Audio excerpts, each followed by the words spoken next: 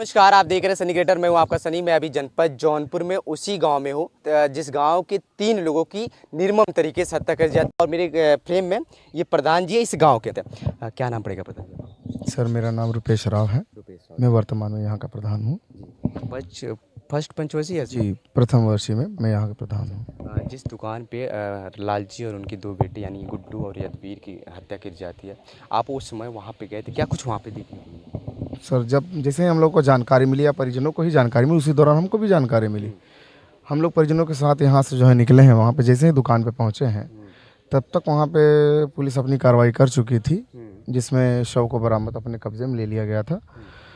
देखने पे तो यही नज़र आ रहा था कि तीनों लोगों को मार करके कल रात में ही हत्या करके एक कमरे में बंद कर दिया गया था। अच्छा, देखने पे क्या लगा था? सिचुएशन कैसे, किस प्रकार से, कैसे वार किया गया, क्या? देखने पे सर इतना भयानक था, इतना भयानक तरीके से था कि भारी हथियार जैसे हो उस तरीके से सर कुचल करके मार दिया गया हो इस तरीके से। और किसी धारदार हथियार का भी शक किया जाता है कि छोटे वाले बच्चे को जो है कि भोग करके मार दिया गया, इस तरीके से प्रतीत हुआ।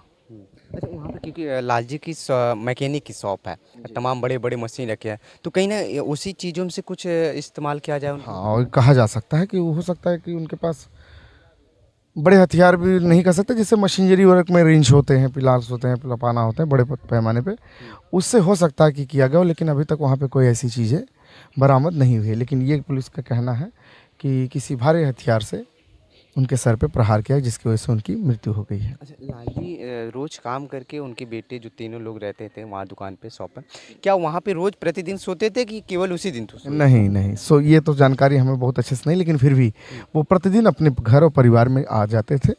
हालांकि वहाँ पे सारी सुविधाएं थी, कभी देर रात अगर काम करके रुकना पड़े तो रुक सकते थे, लेकिन रुकने की कोई वो नहीं थी। सभी बच्चे और अपना खुद हमेशा घर पे चले आते थे। उस दिन रुक गए?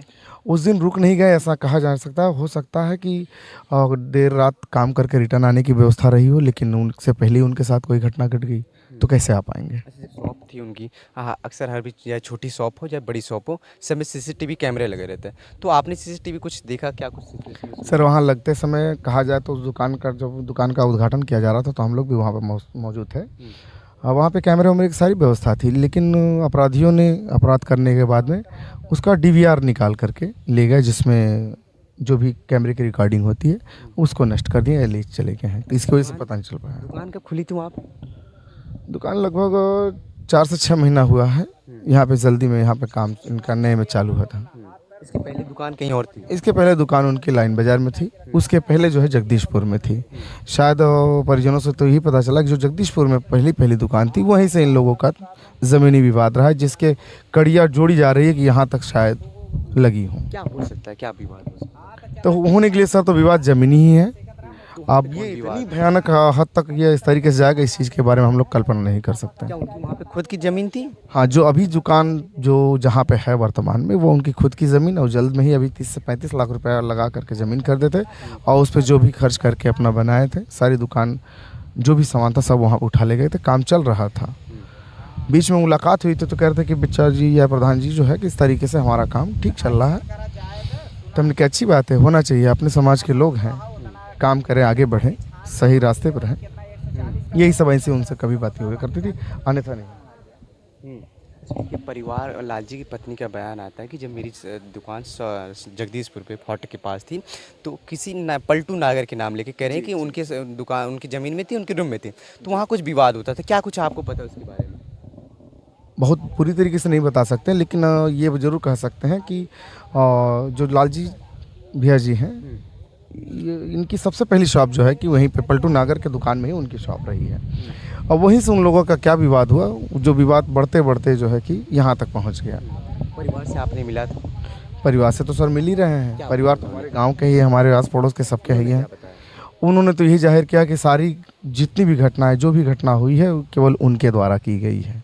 पलटू नागर जी, और पुलिस को तहरीर भी यही दी गई है और उसी की तहरीर के आधार से पुलिस अपनी कार्रवाई भी कर रही है। क्या पलटू को गिरफ्तार किया गया? अब गिरफ्तारी तो हुई है, लेकिन ये अभी तक कंफर्म नहीं कि क्या शायद पलटू राम को गिरफ्तार किया गया या उनके परिवार के किसी अन्य सदस्य को।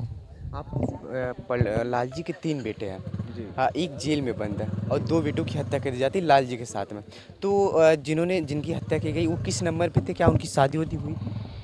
उनके दो बच्चे जो हत्या हुई हैं, एक सबसे बड़ा बच्चा था, एक सबसे छोटा बच्चा था। बड़े बच्चे की शादी हो चुकी, दो बच्चे हैं, और छोटे वाले की अभी शादी होने वाली थी या बातचीत शुरुआत हुई थी शादी के लिए।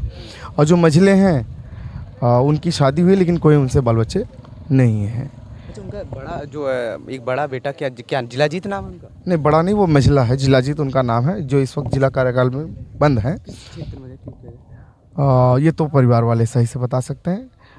लेकिन हम अपने तरफ से ये प्रयास किया जा रहा है कि उनको पेरोल या बेल मिल सके, इसलिए उनके पत्नी को हाई कोर्ट भेज दिया गया है। उनको 100 एक्ट लगा है उनके ऊपर। जी जी, जानकारी के तौर पे पास्को में है उनको गया है। तो क्या बिल मिल सकती है? हाँ, इस कंडीशन में तो हम चाहेंगे कि बेल मिले, क्योंकि परिवार में कोई नहीं बचा है कि उनका संरक्षण कर सके या भरण पोषण कर सके। एक खबर बड़ी वायरल हो रही है कि जो गुड्डू हैं उनका उस जो नागर है पलटू नागर, वो कुछ बेटी को उनको लेके कहीं 1 2 3 हो गए थे, इसलिए उनको ये ऐसी कहा जा सकता है, लेकिन इसके बारे में मेरे पास कोई संज्ञान नहीं है। अच्छा, कि गांव में आप गांव के प्रधान हैं और जो जिला जीत के ऊपर जो पॉक्सो एक्ट लगा है, तो गांव की ही लड़की के कुछ ऐसा लगा है, तो क्या आप इसके बारे में जब ये ऐसी घटनाएं यहाँ पे बीत चुकी हैं, तब हम वर्तमान प्रधान नहीं थे। ये घटना बीतने के बाद या ख़त्म होने के बाद हम प्रधान बने हैं, तो उस दौरान ऐसी कोई घटनाएं नहीं हुई है। और जहाँ तक हम चाहते हैं कि समाज में ऐसी पास्को एक्ट हो गया या किसी ऐसी चीज़ की बात हुई, तो वहाँ हम लोग थोड़ा दूर रहना चाहते हैं। आपने परिवार के लिए क्या कुछ मदद की?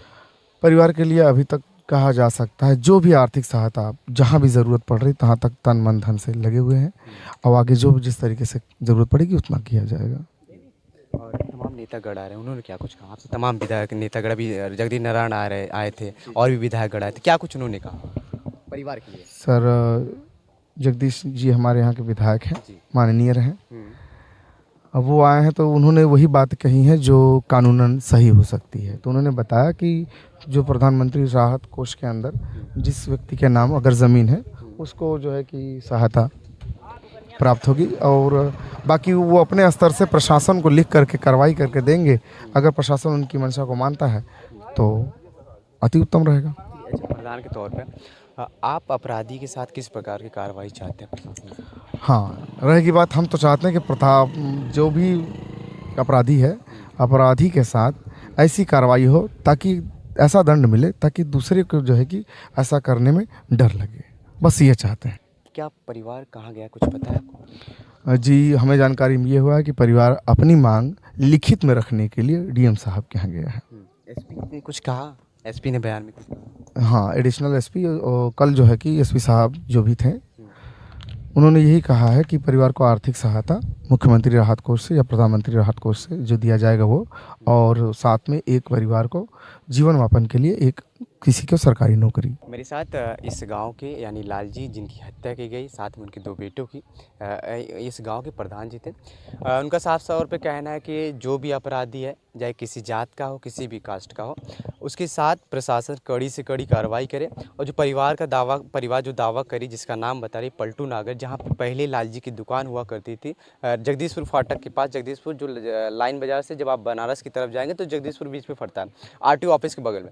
तो उसके साथ कड़ी से कड़ी कार्रवाई हो। परिवार अभी पूरा डरा हुआ है, क्योंकि एक उनके बेटे हैं जो अभी जेल में बंद है। कल अंतिम संस्कार के लिए अपने भाइयों को, अपने पिताजी को अग्नि देने के लिए आए थे रामघाट पे। क्या कुछ कहना आपका कमेंट बॉक्स में जरूर बताएगा। मैं आपका सनी जनपद जौनपुर से, धन्यवाद।